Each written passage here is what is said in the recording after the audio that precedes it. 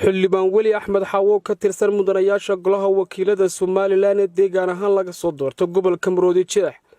ayaa waxa uu sheegay inuu ka shaqeeyay isla markaasina uu sii daayay dhalinyaradii lagu eedeeyay in ay gubeen mucaawinadii ay xukuumaddu geysay degmada Salaxley. xildhibaankan oo maanta waraysi gaar ah siinaya telefishinka caalamiga ee bulsho ayaa waxa uu sheegay in dhalinyaradaasi si bilaa shuruuda oon damiin ahayn ay xukuumaddu ku sii deysay waxaana uu yidhi oo ay hirgashay allaha awoodda leh baan u mahad celinayaa dhalinyarada xidhnayd marka hore 6 bay ahayd 6diiba waan soo daayay dhalinyarada la doondoonayayna laba ka maqnaana soo deyntaas bay ku jiraan iyaguna way nala socdaan oo u yeedho saaxiibadood baa u yeedhay way yimaadeen iyaguna way joogaan marka mid maqnaa iyo mid joogaba maanta waa saamax dawladdu way saamaxday ilaahay baa mahad leh waxa weeye arrintaasi dawladda iyo dadkeedii waa dadkeedii uun haddaan la isku soo dhoweyn oo qaladkii laga galay aan dee la caddaynin oo aan loo qaadan oon dib loogu noqon dee waa dawladnimadu waa intaa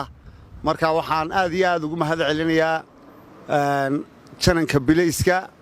wasiirada beesha oo dhammaan ka wada qayb galay taliyaasha bilayska abtigay dabagale oo isagu si weyn marka horena hawlgalkeeda hadallo dhidabgala oo uu sheegay ku lahaa imankana wax kasta way dhacaanee wax walba noo soo fudeeyey isagana aad baan ugu mahad celinayaa waa taliye aad ugu jajaban hawlaha dadka waxaad arkayseen bilayska oo nin inan fal ku samaynaya siduu markiiba ugu fal celiyey aad iyo aad baan uga mahad celinayaa wasiirka waxbarashada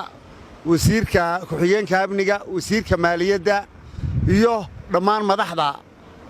aad bay uga sinaayeen sii deynta inamada iyo hawlgalkeeda kolley 10 way xidhnaayeen 10 cisho meelaha way xidhnaayeen 11kii bisha ayuu duufaantu dhacday 12kii bishana arrinta dambe dhacday marka kolley ama waa 10 ama waa 9 saan filayo de inay 10 nin xidhan bilay ku noqonaysaa 3 habeen halka fadhi hadii lagu yiraahdo de waa muddo dheer de taasna waxaan filayaa inay dawladdoodii iyo dadkoodii ay dhex fadhiyeen marka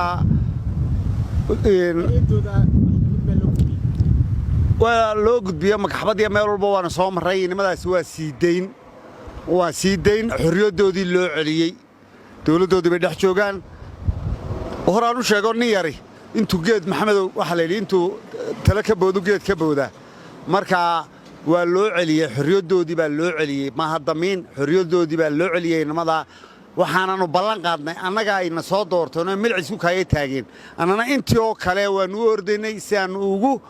fal celinno dadkayaga inay maamulkooda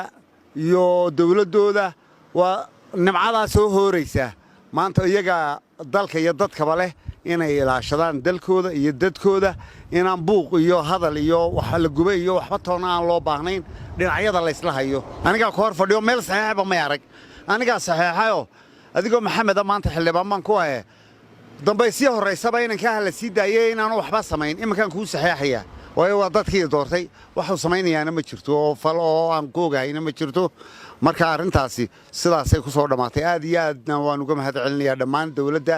iyo dadkii arrintaan laga qabtay inamada iyo reer Salaxley bulshadayda wanaagsan waxaan farayaa inaan dawladdooda waa lagu qaldamaa qaladkii waxba dawladdii kama soo qaadin waa marda dhaaftay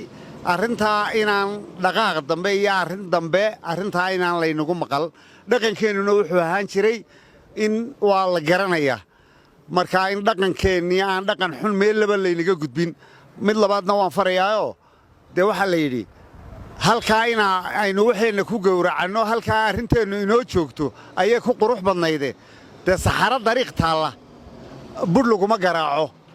wax walba waynu haysanaaye halkaa inaynu baanishment inamadeenna iyo hawsheenna ku qabanno oo nidhaa waa daba soconnaa kii naga baxsadayna waa ku daba jiraa ayaa ku fiican tahay wax walba ceebtaada oo ka ogtay kun looma sheegaa la yidhi wixii halkaa ka dhacay waan ka xumahay inay Somaliland oo dhan soo wada gaadhay oo halkan timaaday halkaa in lagu xalliyo oo aynu halkaa waxayna ku dhamaysanno in nimadeenna ku canaanano ayay ku sanayd maanta hadday idin dhaaftay mar labaad iyo idin dhaafmaan lee maxamed aadan ismaaciil maxamed shiglan magacaygu waa Suldaan magacaygu waa Seeraar isku si ayaanu hadalaa isku sina waanu libisanaa isku midna waanu nahay anigu waxaan isticmaalaa Samtel isagu ma uu isticmaalo Samtel anigu in badan baan Samtel ku hadli karaa balse isagu sidaa ma samayn karayo war ma ahayn run miya waa runtay 24 saacadood waxaan ku hadlaa 2500 oo shilin oo waa bilaash bishii oo dhan waxaan ku hadlaa $5 oo kali ah caadi ma aha maxaad mar hore igu sheegi weyday fikir hadal oo hadaalin maalinta oo dhan ku hadal 2500 oo shilinka Soomaaliland ama bishii oo dhan ku hadal $5 oo kaliya Samtel shirkadda dadweynaha